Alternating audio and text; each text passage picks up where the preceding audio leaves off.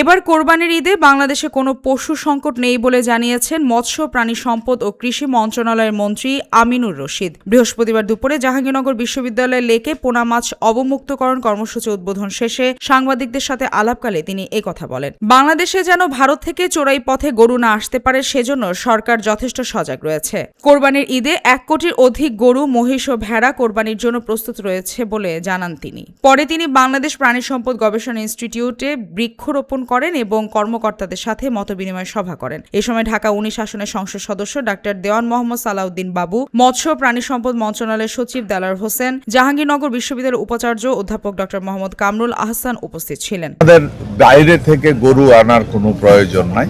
যে চোরাই পথে যেটা বললেন গরু আসতেছে, এই ব্যাপারে আমরা প্রচন্ডভাবে সচেতন আছি।